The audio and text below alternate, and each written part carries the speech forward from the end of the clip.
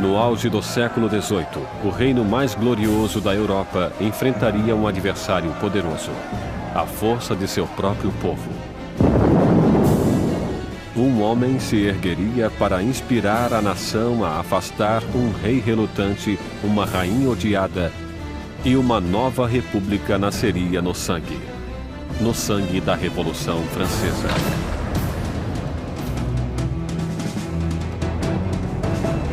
A Revolução Francesa, distribuído por Logon, versão brasileira Sérgio Moreno. 1794, prisão de Concierge, uma fortaleza impenetrável às margens do rio Sena. Úmida, infestada de ratos, conhecida como a Anticâmara da Morte. Dentro, a voz da jovem nação está prestes a ser silenciada. Enquanto seu cabelo é cortado e seu pescoço fica nu para a lâmina da guilhotina, Maximilien Robespierre prepara-se para pagar o preço pelo cataclismo deixado à sua volta. A explosão de acontecimentos que tornaram-se a Revolução Francesa. A Revolução Francesa foi o extraordinário momento em que o povo começou a acreditar que seria possível refazer quase tudo em sociedade, que não podia somente mudar a política, as instituições, mas a própria natureza humana através da ação política. A Revolução Francesa representa a encruzilhada do mundo moderno, onde tudo começa a encaminhar-se para uma direção diferente.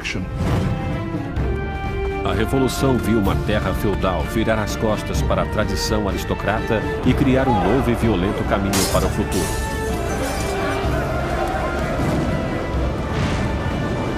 Faria estremecer os próprios fundamentos da Europa e seu impacto seria sentido além dos mares. É o acontecimento mais importante da história ocidental. Há desenvolvimentos que podem rivalizar-se com ela, como a Revolução Industrial ou o capitalismo. Não consigo pensar em nada mais importante. Foi a revolução que mais abalou o mundo, se considerarmos que acabou com a Igreja Católica, livrou-se do cristianismo, livrou-se da nobreza, do rei e de todas essas coisas. A Revolução Francesa levou o pão aos pobres, a democracia à França, e estabeleceu uma nova ordem na sociedade. Mas o progresso custaria seu preço. Era um momento de esperança e ambição extraordinárias e acabou transformando-se em tragédia. Alquebrado e derrotado, Robespierre, que há pouco tempo ocupara o cargo mais alto, encontrava-se em meio à revolução mais cruel e sangrenta da Europa. Fiel a seus ideais, era chamado de O Incorruptível. Tão poderoso que qualquer manifestação sua causava o medo em toda a cidade. Um mestre em oratória, as palavras de Robespierre eram suas armas. Agora silenciado por uma bala na mandíbula, aguarda o mesmo final brutal a que obrigara tantos outros. A revolução devoraria seus criadores.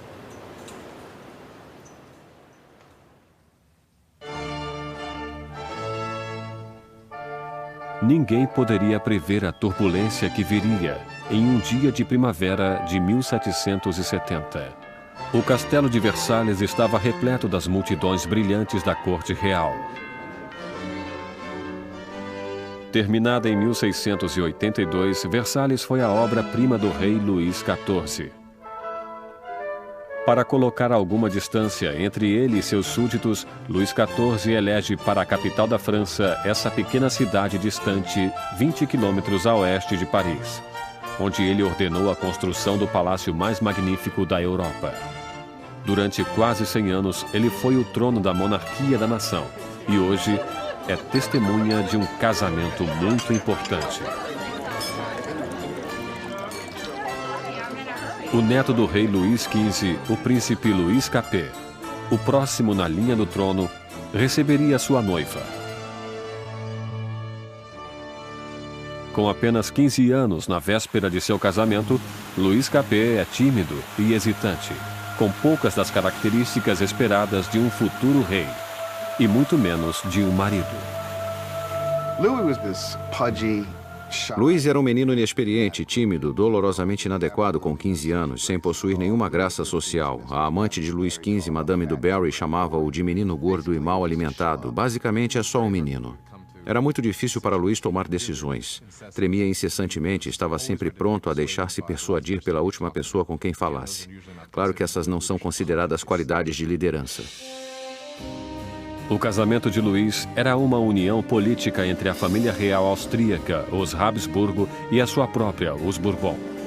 O casamento simbolizaria o fim de uma antiga rivalidade e o começo de novos laços regionais. A jovem noiva chega à França. É uma menina de olhos grandes, de 14 anos. Maria Antonieta. Maria Antonieta era uma arquiduquesa austríaca. Era a filha mais jovem da imperatriz Maria Teresa. Foi para a França como parte de um acordo de casamento que representava uma grande mudança de alianças, pois pela primeira vez a França e a Áustria tornavam-se aliadas e não mais inimigas.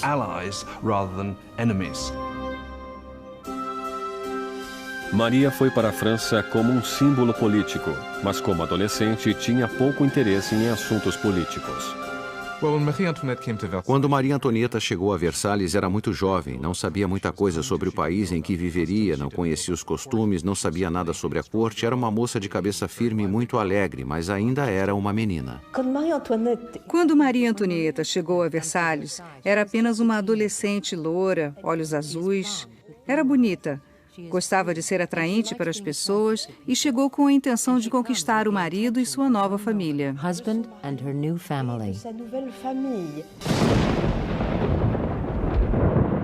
Na noite do casamento, houve uma forte tempestade. Mas a grandeza da cerimônia iluminou o palácio enquanto os recém-casados dirigiram-se para a alcova real. Em uma cerimônia que simbolicamente assegura a concepção de um herdeiro, os cortesãos do rei estavam presentes quando o estranho jovem casal foi revelado no leito nupcial pela primeira vez. A multidão estava encantada e as expectativas eram elevadas. Mas quando as cortinas se fecharam, ficou claro que um herdeiro não seria produzido tão facilmente. Luís não estava interessado somente em governar, não estava particularmente interessado em amar também e não prestou atenção na mulher nas primeiras noites e nem mesmo mais tarde em seu casamento. Muitos anos depois, o casamento foi finalmente consumado. A ausência de um herdeiro logo espalhou boatos por todo o país e continuou a perseguir o casal durante anos. O casamento de grande gala continuou durante dias, mas fora dos portões de Versalhes, pouco havia para ser comemorado. Anos de incompetência por parte da monarquia deixaram o povo francês pobre e faminto. Há quase uma década, Luís XV perdera a Guerra dos 7 Anos em batalhas por territórios da América do Norte. Esse conflito malfadado quase levou a França à falência financeira e em prestígio. Os cofres do país ficaram quase vazios, mesmo com a população crescendo cada vez mais. Com doenças como a praga, já distantes, pouca gente ainda morria, mas cada vez existiam mais famintos. Os habitantes da França cresceram de 20 para 26 milhões no século XVIII, depois de ter crescido só 1 milhão nos 2 séculos anteriores. Isso causava uma tremenda tensão na situação e havia muita ansiedade. 4 anos depois do casamento real, o avô do príncipe Luís perdeu sua batalha final pela varíola. Luís XV morreu como um rei derrotado e impopular, deixando atrás de si um país à beira do caos. Em uma cerimônia generosa, o jovem príncipe Luís herdou o trono e foi coroado como Luís XVI. Mas mesmo durante a coroação, Luís já estava consciente de não estar preparado para o cargo. Luís XVI, quando seu avô morre e fica claro que ele não era o rei, não sabia o que fazer. Sente como se o mundo caísse sobre ele, mesmo tendo sido educado sendo que seria um rei. Só que não se sente preparado para isso.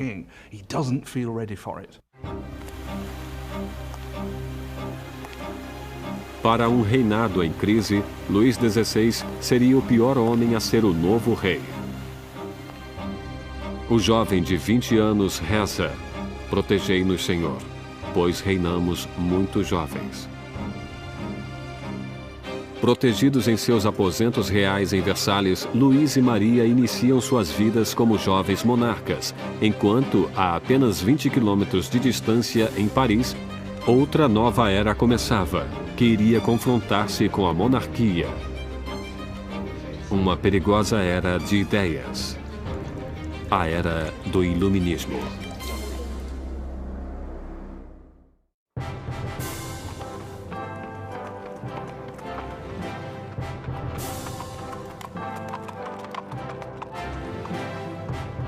Quando a carruagem real aproximava-se do Colégio Louis Le Grand em Paris, as multidões aproximavam-se para admirar a grandeza. Era o dia de receber o novo rei coroado, Luís XVI, e sua encantadora esposa austríaca na cidade de Paris.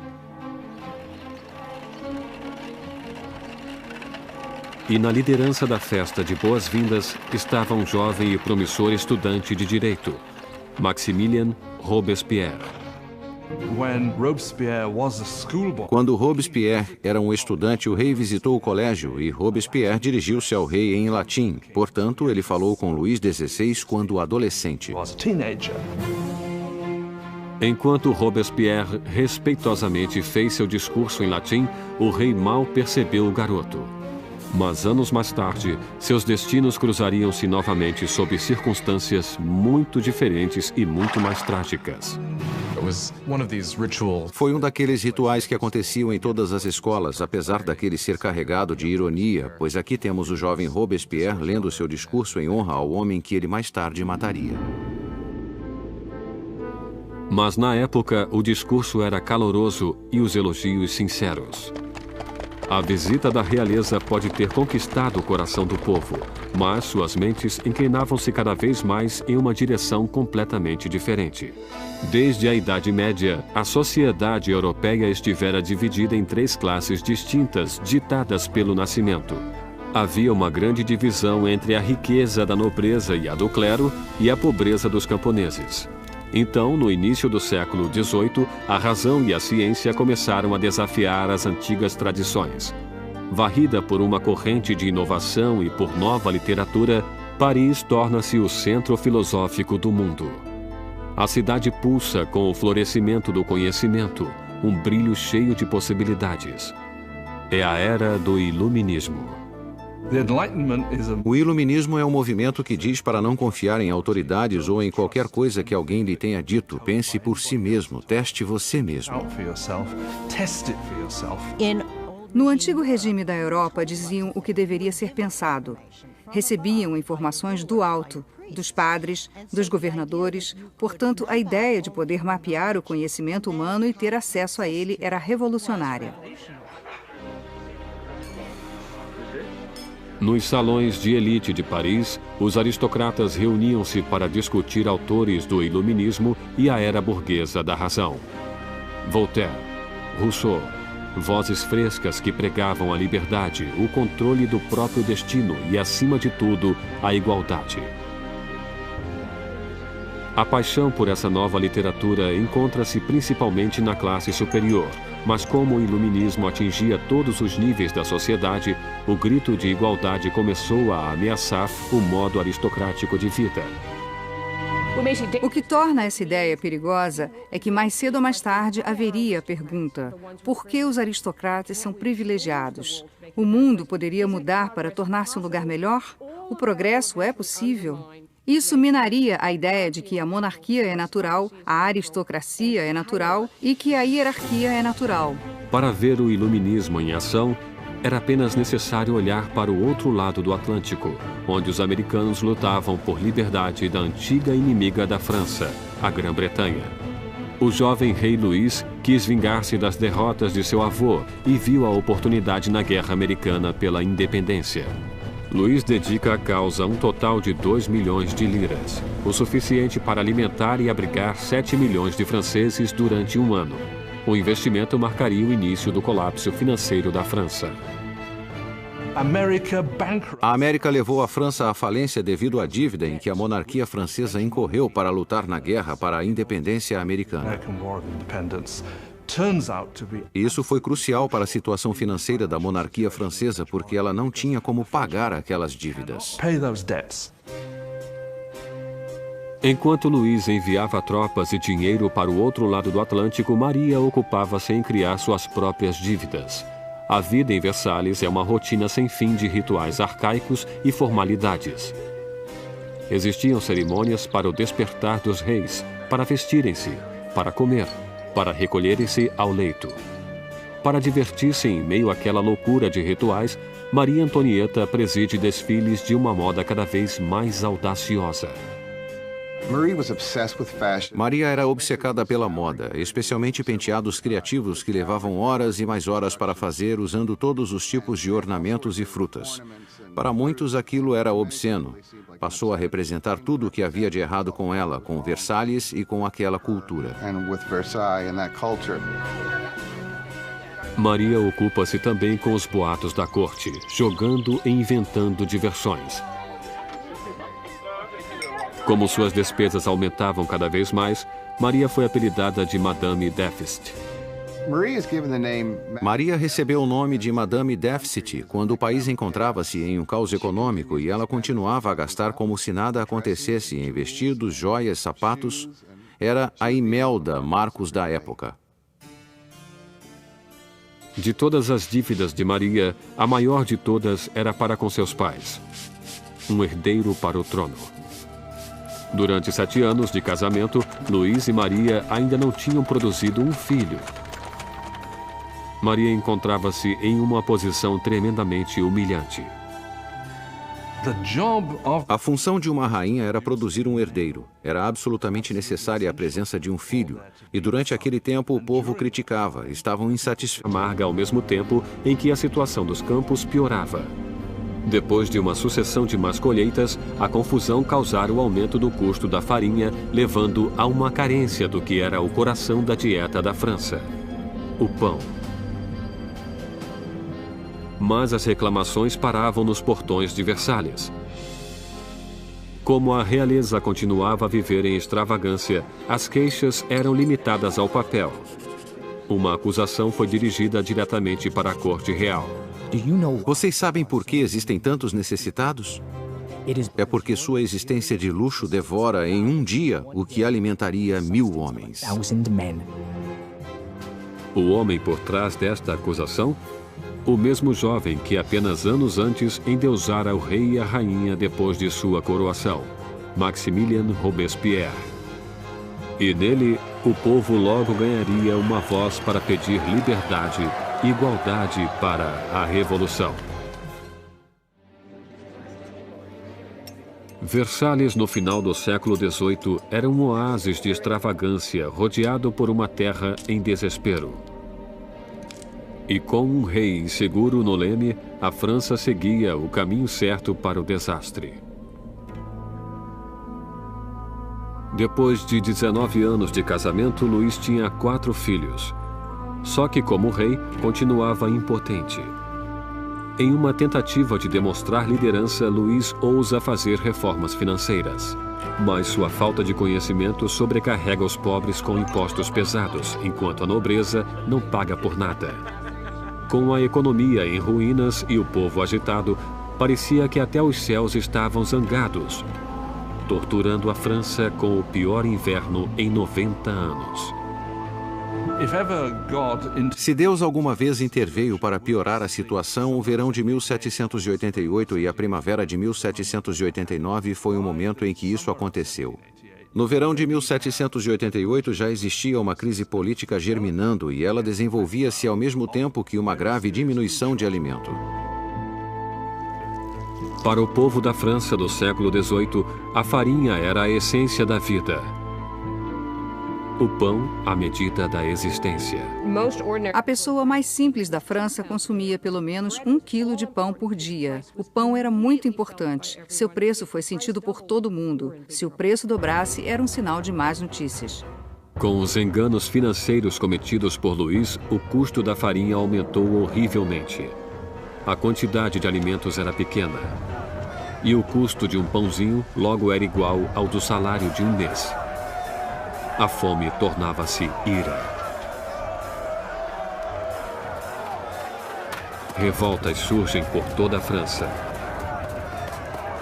Casas são destruídas. Padarias são roubadas e os padeiros que não podiam mais vender o pão eram linchados.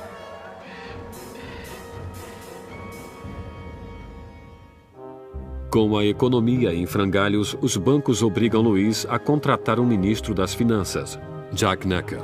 Um pensador do iluminismo, Necker é popular de uma maneira que Louis só poderia invejar. Jacques Necker foi sem sombra de dúvida o ministro mais popular durante a primavera de 89, porque afirmou publicamente em seus pronunciamentos que o dever do governo seria garantir que houvesse pão suficiente para todos.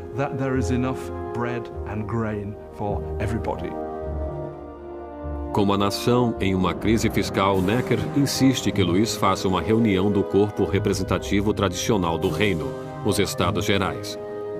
Era a primeira vez em que os representantes eram convocados em 175 anos. A França estava organizada politicamente em algo chamado de 3 estados. O primeiro estado era o clero, o segundo era a nobreza e o terceiro todos os outros. E segundo os censos contemporâneos, os 2 primeiros estados ocupavam 3% da população e o terceiro estado 97%.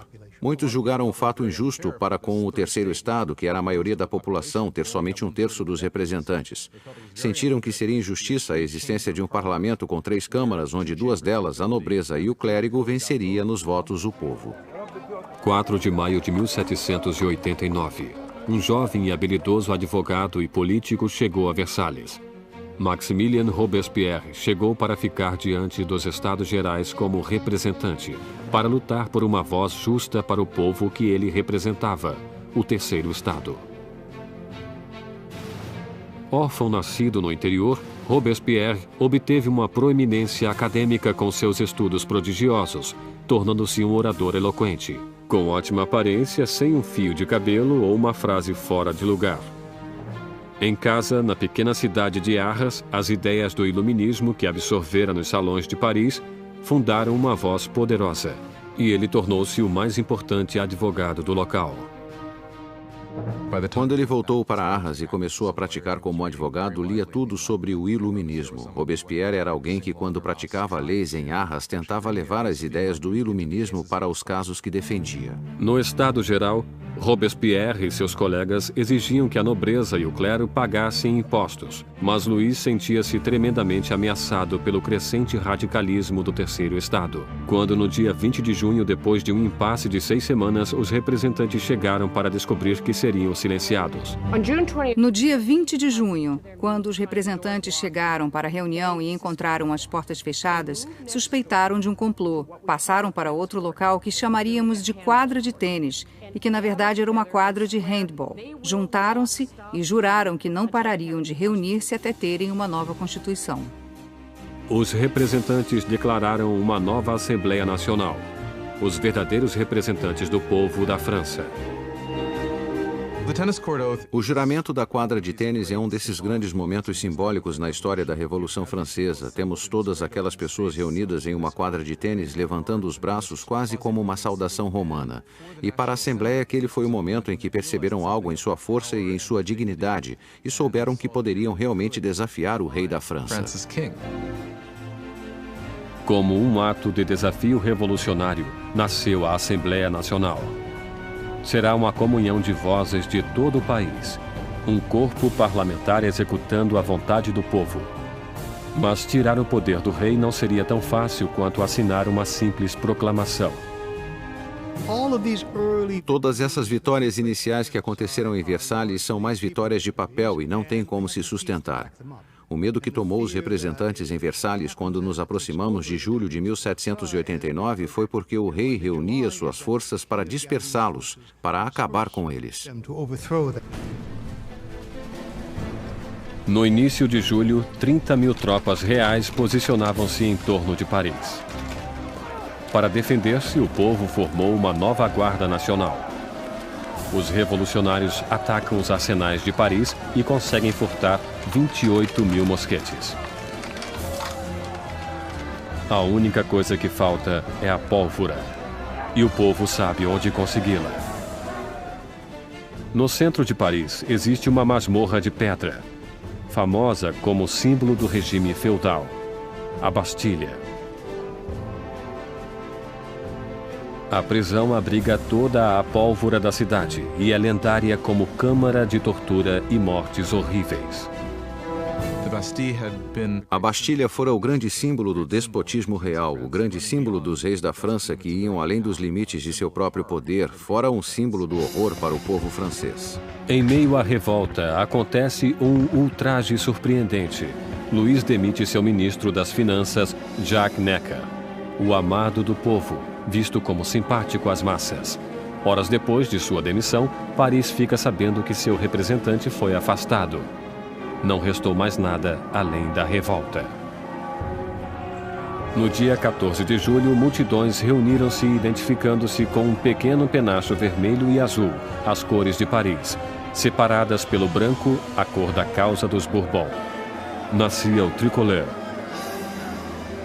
E entre a multidão enfurecida, uma voz grita: para a Bastilha!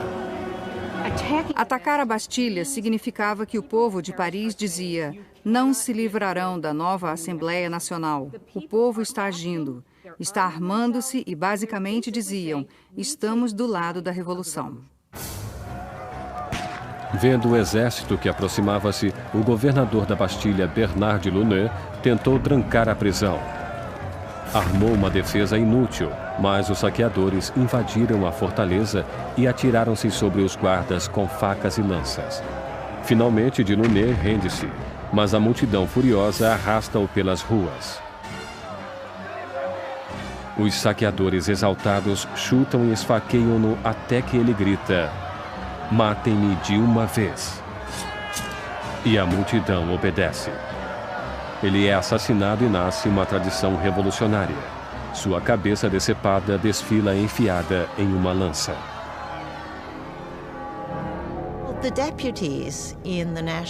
Os representantes da Assembleia Nacional não condenam esse ato de violência. Na verdade, aceitam-no. E foi essa aceitação da violência popular que, pela visão de algumas pessoas, criou um padrão que teria consequências catastróficas para o desenvolvimento da Revolução. Com a fumaça ainda pairando sobre a Bastilha, Luís XVI voltava da caça. Em seu diário, em 14 de julho de 1789, escreve nada, referência à sua caçada mal-sucedida. Um ajudante surge com as notícias das revoltas e da queda da Bastilha. Luís XVI pergunta: é uma revolta? Não, senhor, ele responde. É uma revolução.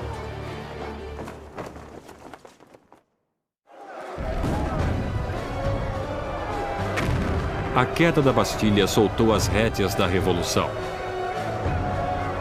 O povo desafiara seu rei e vencera. Não havia mais retorno.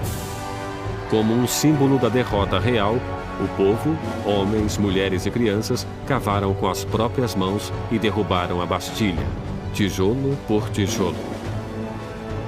Começavam a desmontar o próprio passado. Os franceses decidiram destruir a Bastilha logo que puderam. Sem terem como usar explosivos, isso foi feito dolorosamente, mas com um tremendo vigor.